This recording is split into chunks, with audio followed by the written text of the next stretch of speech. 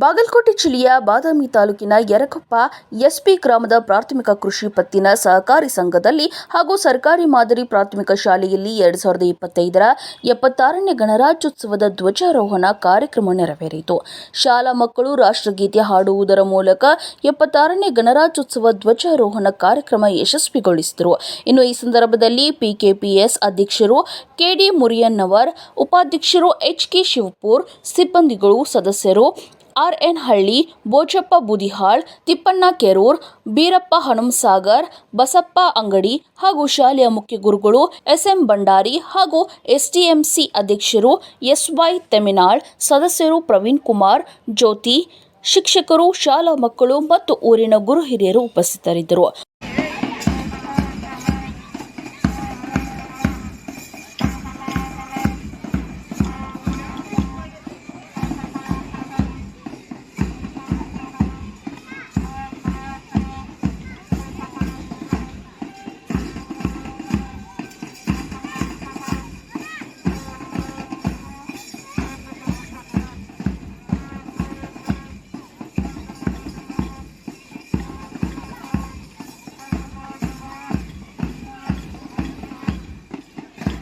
ಪ್ರತಿ ವರ್ಷದಂತೆ ಈ ವರ್ಷವೂ ಕೂಡ ಈ ಒಂದು ಸಂಸ್ಥೆಯ ಧ್ವಜಾರೋಹಣ ಕಾರ್ಯಕ್ರಮವನ್ನು ಸಂಸ್ಥೆಯ ಅಧ್ಯಕ್ಷರಾದಂತಹ ಶ್ರೀ ಉತ್ತರು ಈ ಒಂದು ಧ್ವಜಾರೋಹಣ ಕಾರ್ಯಕ್ರಮವನ್ನು ನೆರವೇರಿಸಿಕೊಡಬೇಕೆಂದು ತಮ್ಮಲ್ಲಿ ಅವರಲ್ಲಿ ವಿನಂತಿಸಿಕೊಳ್ಳುತ್ತೇನೆ.